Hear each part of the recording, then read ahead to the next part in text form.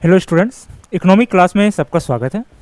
और आज का जो क्लास का टॉपिक है वो है प्रथम पंचवर्षीय योजना, फर्स्ट इकोनॉमिक प्लानिंग। इकोनॉमी में इनका बहुत महत्व है। हालांकि अब जो पंचवर्षीय योजना है वो बंद हो चुकी है।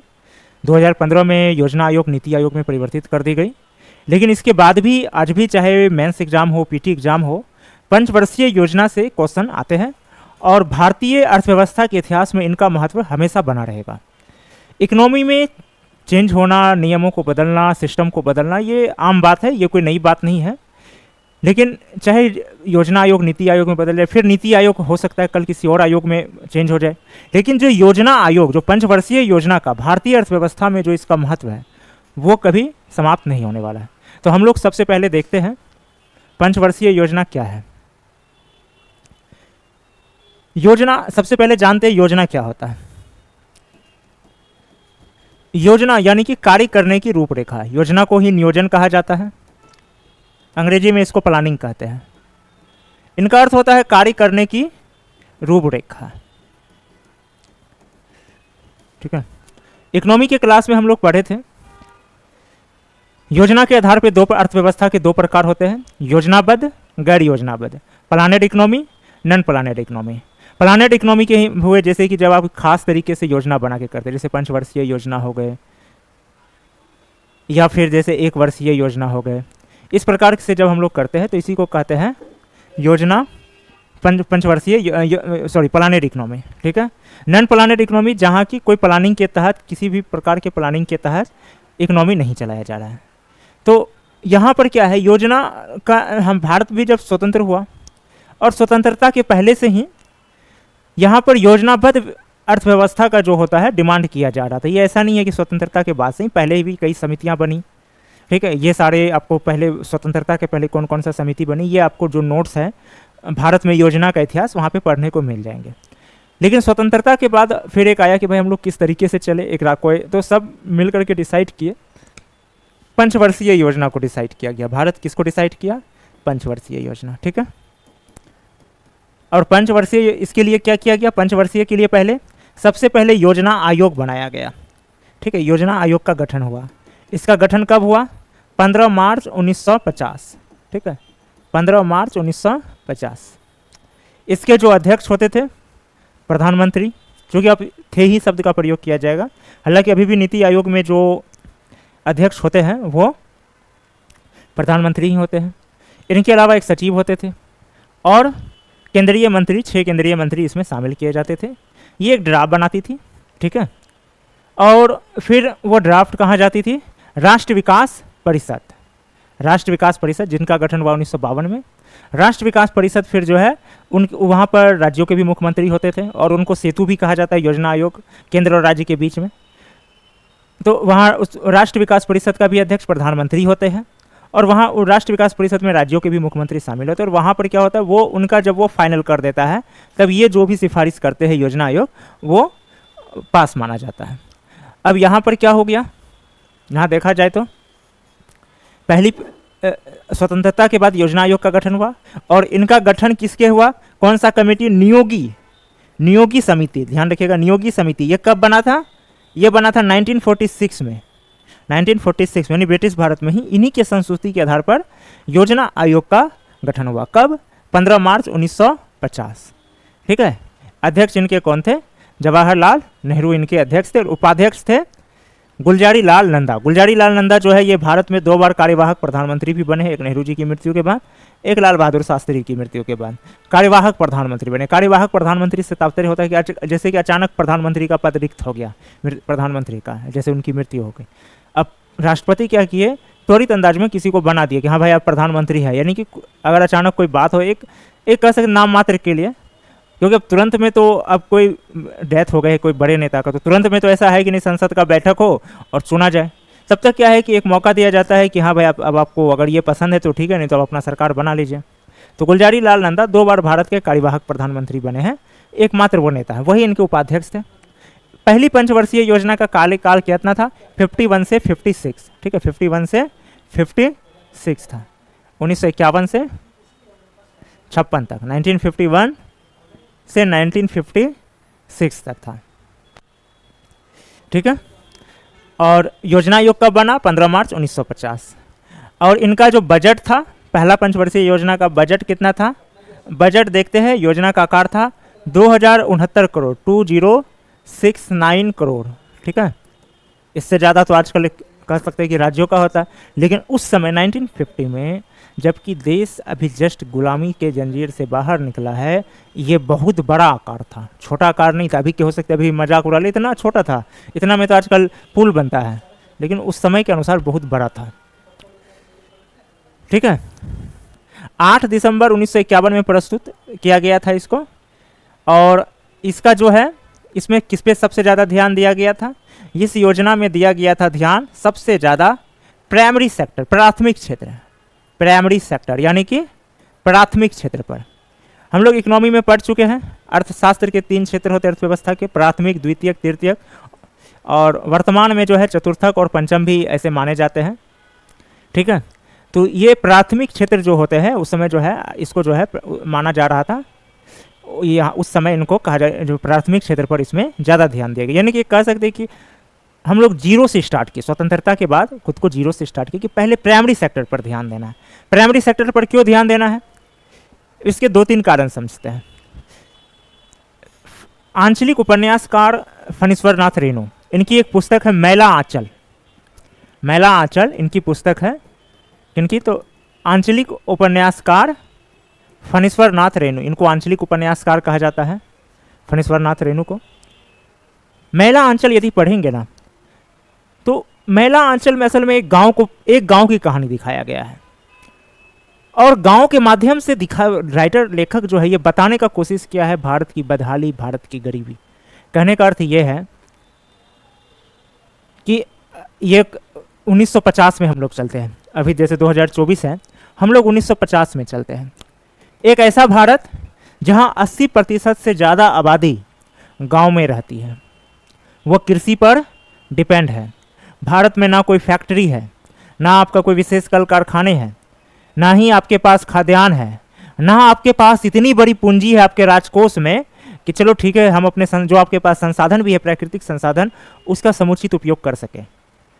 आप ये समझिए कि जब अंग्रेज यहाँ आए थे, हमारी जो जीडीपी थी वो 16% के आसपास थी, और ब्रिटिश की जो जीडीपी थी वो 1.5% के आसपास थी। जब वो लोग यहाँ से गए तो हमारी जीडीपी रह गई 1.5%, उनकी जीडीपी चली गई थी 16% के आसपास। तो आइडिया लगा सकते हैं कि कितना हम लोग नीचे जा चुके थे 200 वर्षों में। अब स्थिति ये थी उस समय, जैसे मैला आंचल उपन्यास पढ़ेंगे तो उसमें दिखाया गया है कि उसमें लेखक ने बताया है कि उस समय जो है महिलाओं को पहनने के लिए साड़ियाँ तक नहीं होती थी, वो सरकार द्वारा भेजा जाता था कोटा में। जैसे अभी कोटा होता है जहाँ चावल मिलता है, सरसों मिट्टी का तेल मिलता है, वैसे उस समय एक समय हम लोग देखते थे कि कोटा में चीनी आता था, और हर एक व्यक्ति को लिमिट चीनी मिलता था। जैसे अभी क्या है, जनरल है कि हम लोग को जाना है दुकान में, जितना चीनी खरीदना है खरीद लीजिए। उस समय ऐसा था कि चीनी का उत्पादन इतना, मतलब चीनी, गन्ना का उत्पादन कम था, जिससे चीनी नहीं बन रही थी। चीनी का मिल बहुत थे, लेकिन वो इस स्थिति में थे ही नहीं कि वो चीनी बना सके। तो उस समय ये स्थिति थी कि हम लोग खुद देखें कि कोटा में आता था चीनी, और प्रत्येक व्यक्ति को एक लिमिट मिलता था, एक परिवार को 2 केजी 2.5 केजी उस प्रकार से लिमिट मिलता था, और उतना ही लोग चीनी का इस्तेमाल उनको करना होता था। हाँ, एक अच्छी बात ये थी कि उस समय भारत में लोगों को, खासकर ग्रामीण क्षेत्रों में, चाय का नशा ज़्यादा नहीं होता था। चाय को उस समय विभिन्न के ग्रामीण क्षेत्रों में चाय एक जहर माना जाता था, और वो जब कोई स्पेशल गेस्ट आता था, गेस्ट वगैरह, तभी ही बनता था। जैसे आजकल हो गया कि जैसे चाय एक परंपरा, तो उस समय नहीं थी, तो 2.5 केजी चीनी भी तभी बहुत हो जाता था ऐसे। तो आप आइडिया लगा सकते हैं कि कितनी गरीबी थी वो समय। तो हाँ, और ये तो सिर्फ एक चीनी का बताया है, अनाज का भी दिक्कत था। जहाँ व्यक्ति को 200 ग्राम, एक व्यक्ति को अगर ज़रूरत है, लोगों को 100 ग्राम मिल पाता था, राज्य सरकारें दे नहीं पाती थी, ये स्थिति थी। तो इसलिए सरकार ने क्या किया, सबसे पहले हम लोग ध्यान दिए किसमें, प्राइमरी सेक्टर में, कि भाई सबसे पहले जो नेचर हम लोगों को दे सकता है, पहले वो उसको लेने में तो मजबूत बने। फैक्ट्री वगैरह तो बात की बात है, जो चीज़ नेचर से हम लोग प्राप्त कर सकते हैं। अब जैसे कृषि है, तो कृषि में क्या करना भाई, भारत में खेतों की कमी नहीं है, कृषि योग्य खेतों की भी कमी नहीं है। अधिकांश आबादी उस समय रहते थे ग्रामीण क्षेत्र में 80% से ज़्यादा, और अच्छी बात क्या थी कि तभी पढ़े लिखे लोग कम थे, तो उनको कृषि करने में भी कोई शर्म नहीं आती थी। ये एक अच्छी बात थी, ये अंग्रेज़ों का देन था कि वो ना साक्षरता को कम रख के गए, वरना अगर वो साक्षरता अगर दे के जाते ना तो सरकार कहती कि भाई पहले खाद्यान्न पर ध्यान दो, लोग कहते हम पढ़ लिख करके खेती करेंगे जैसे आज कहते हैं। तो एक अच्छी पॉइंट रही थी तभी कि साक्षरता कम थी, अंग्रेजों का कह सकते कि अच्छी देन थी, वरना सरकार को शायद और मुसीबत होते। तो हम लोगों ने डिसाइड किया, भारत ने डिसाइड किया कि सबसे पहले भाई हम जो नेचर से, प्राइमरी सेक्टर किसको कहते हैं, अर्थशास्त्र का प्राइमरी सेक्टर कौन होता है, जो हम नेचर से डायरेक्ट प्राप्त करते हैं, जैसे कृषि, जलीय कृषि, गैस का हो गया, खनन हो गया, ये सब जो हम डायरेक्ट नेचर से प्राप्त कर रहे हैं उसी को कहते हैं प्राइमरी सेक्टर। तो हम लोगों ने डिसाइड किया कि पहले हम लोगों को प्राइमरी सेक्टर में मजबूत होना है।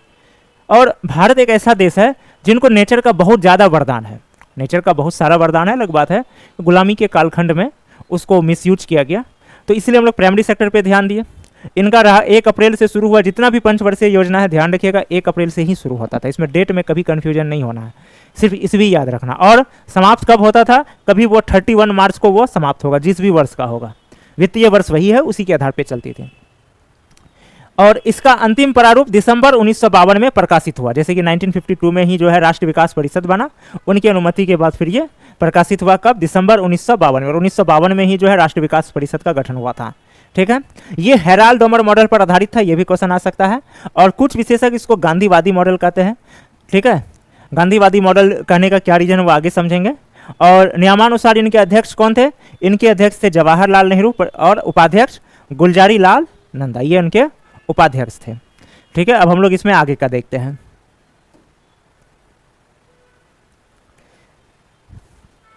इस योजना के दौरान क्या हुआ, इस योजना के दौरान जो है देश की अर्थव्यवस्था वृहद पैमाने पर खाद्यान्न के आयात, यानी कि जो सबसे पहले देखिए एक व्यक्ति को सबसे पहले भोजन ही चाहिए ना, आपको आपके पास अगर कोई 3 ऑप्शन दे, रोटी कपड़ा मकान, तो जिंदा रहने के लिए सबसे पहले हम लोग को क्या चाहिए, भोजन।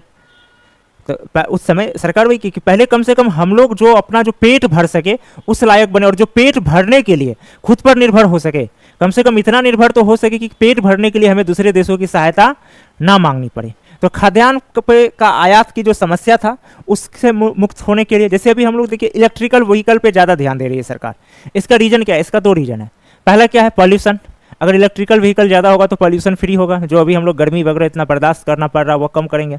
दूसरा क्या है, बिजली, हम लोग क्या है कि अभी बिजली उत्पादन में निर्भर हो चुके हैं। भारत में बिजली उत्पादन के लिए कोई समस्या नहीं है, जितना चाहे उतना कर सकते हैं। अब लेकिन जो पेट्रोलियम है, पेट्रोलियम पर के मामले में हम लोग निर्भर नहीं, वो हम लोग दूसरे देश पर डिपेंड है। तो अगर हम लोग ज़्यादा से ज़्यादा इलेक्ट्रिकल व्हीकल यूज कर रहे हैं तो इसका मतलब क्या होगा कि जो पेट्रोलियम पर जो पेट्रोल डीजल जो बाहर से हम लोग जो क्रूड ऑयल खरीद के लाते हैं वह क्रूड ऑयल तो नहीं लाना पड़ेगा। इससे क्या होगा, जो हमारा जो विदेशी मुद्रा भंडार है, क्योंकि क्रूड ऑयल तो आप रुपया में, हम लोग भले रुपया दे के खरीदते हैं लेकिन गवर्नमेंट को तो रुपया दे के नहीं खरीदती, वो तो डॉलर पे खरीदती है। तो अगर हम लोग इलेक्ट्रिकल व्हीकल को ज़्यादा यूज करने लगे तो सबसे पहला क्या होगा कि हम लोग क्रूड ऑयल पर निर्भर कम हो जाएंगे। जब क्रूड ऑयल पर निर्भर कम होंगे तो जो एक बड़ी मात्रा में जो हम लोगों का रुपया जाता है विदेश में वो बचत होगा। उसी प्रकार उस समय क्या था कि खाद्यान्न का समस्या बहुत बड़ा था। तो कहा कि देखो 2 बात है, सबसे पहले कि एक बड़ा देश इतना लायक तो कम से कम हो कि हम अपना जो 2 वक्त का रोटी तो खुद भर सकें, उसका इंतजाम खुद कर लें। और दूसरा, अगर इसका आयात से रुकेंगे तो एक बहुत हद तक क्या होगा कि हमें दूसरे देशों पे निर्भर नहीं रहना होगा। जैसे कि जब 65 में पाकिस्तान अटैक किए थे और लाल बहादुर शास्त्री उसके एवज में रिवर्स अटैक कर दिए थे इधर से। रिवर्स अटैक का मतलब कि पाकिस्तान गुजरात होते हुए घुसा, शास्त्री जी कहे कि आप लोग इधर से घुसो, और घुसते घुसते पता चला कि भारतीय फौज कहाँ पहुँच गए, लाहौर तक। अब पाकिस्तान पहुँचा किसके पास, अमेरिका के पास। तभी क्या था कि अमेरिका जो है पाकिस्तान के पक्ष में ज़्यादा दिखता था, अब नहीं। तो अमेरिका जो है भारत को धमकी देने लगा था कि आप अगर जो है युद्ध बंद करो नहीं तो हम आपको गेहूं नहीं देंगे। और जो उस समय गेहूं आती थी वो गेहूं वो था जो अमेरिका में जानवरों को खिलाने के लिए यूज किया जाता है। यानी एक अमेरिका की नज़र में एक भारतीय और उनके यहाँ का जानवर दोनों में कोई अंतर नहीं था। जो उनके यहाँ जानवर जो गेहूं खाते थे वो हम लोगों को भेजते थे। तो लाल बहादुर शास्त्री को वही धमकी दिए। लाल बहादुर शास्त्री बोले कि आप अपना गेहूं अपने पास रखो, हम देख लेंगे। उसके बाद ही जो है हम लोग खाद्यान्न की आत्मनिर्भरता को अपनाए तीसरी पंचवर्षीय योजना में। तो जब इससे समझ सकते हैं कि खाद्यान्न का जो है आयात की जो खाद्यान्न में आत्मनिर्भर होना कितना ज़्यादा जरूरी था और हम लोग कहाँ से कहाँ पहुँचे हैं। यदि आप पहली पंचवर्षीय योजना को पढ़े तो इससे समझ में आता है कि हम लोग किस स्थिति में थे और आज कहाँ तक पहुँच गए हैं। यानी कि 2 वक्त खाने का नहीं था, एक देश आपकी संप्रभुता पर अटैक किया, आप अपनी संप्रभुता को बचा रहे हैं और दूसरा देश आपको धमकी दे रहा है कि आप अपनी संप्रभुता को भूल जाइए नहीं तो हम आपको गेहूं देना बंद कर देंगे। वो भी वो गेहूं जो उनके देश में जानवर खाया करते थे। तो इसके बाद फिर जो है इसमें खाद्यान्न की आयात की समस्या तथा मूल्यों में वृद्धि के दबाव को, मूल्य में जो वृद्धि है ये आज की समस्या नहीं है, ब्रिटिश काल से है, ठीक है, दबाव का सामना कर रहे थे। इस कारण से इस योजना में क्या किया गया, सबसे अधिक किस पे दिया गया, एग्रीकल्चर, कृषि यानी कि एग्रीकल्चर पर ध्यान दिया गया, ठीक है। एग्रीकल्चर के साथ इसमें क्या किया गया, सिंचाई तथा विद्युत परियोजनाएं भी शामिल किया गया, क्योंकि एग्रीकल्चर के लिए क्या था, सिंचाई जरूरी था। सिंचाई के लिए क्या किया गया, इस योजना के तहत बड़े बड़े बांधों का निर्माण की बात हुई, जैसे कि भाखड़ा नांगल बांध, ठीक है।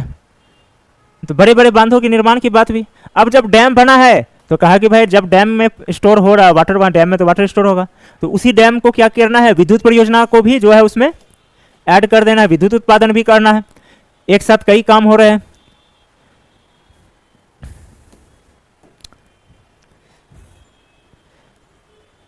ठीक है। इस योजना का मुख्य उद्देश्य अर्थव्यवस्था के संतुलित विकास की प्रक्रिया आरंभ करना तथा कृषि को प्राथमिकता दी गई, एग्रीकल्चर को।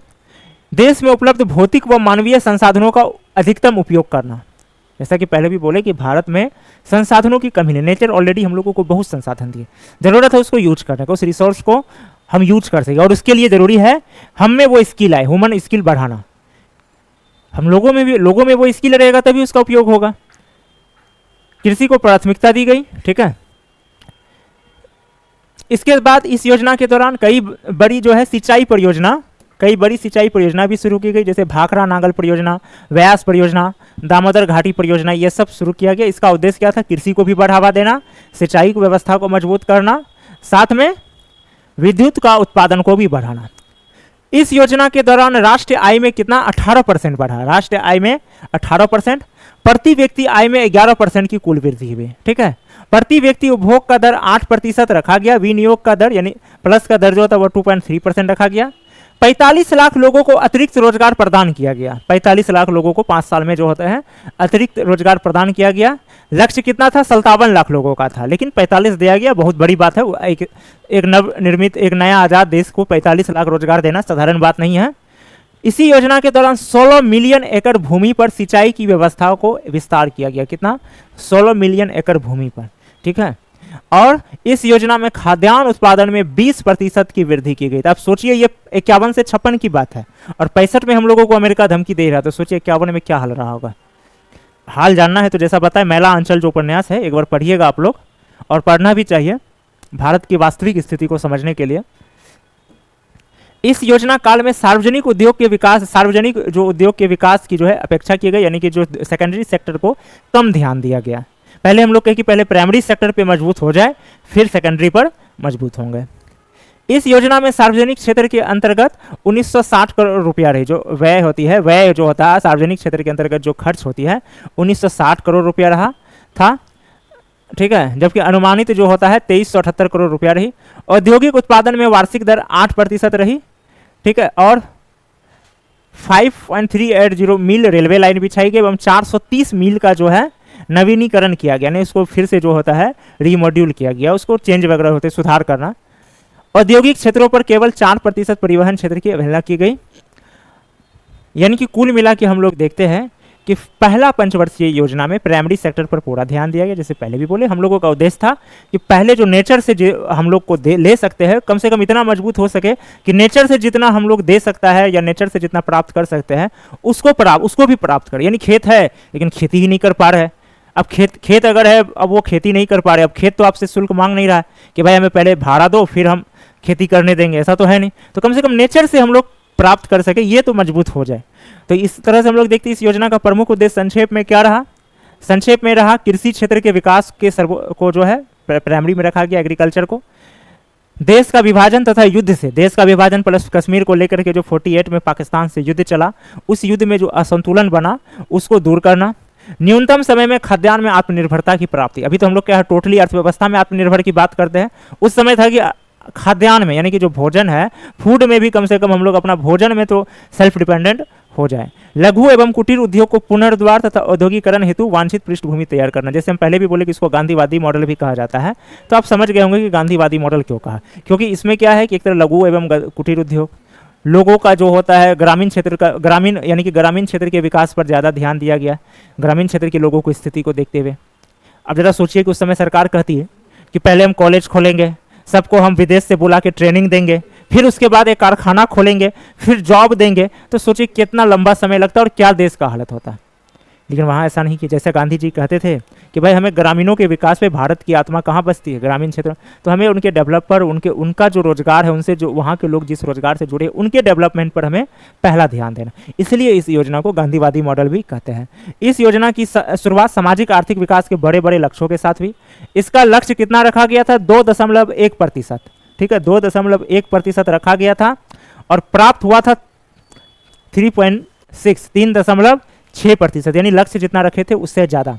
कुछ लोगों को लग सकता है कि भाई इतना लक्ष्य ही कम रखा गया था 2.1, तो उस समय के भारत में 2.1% का लक्ष्य बहुत बड़ा था।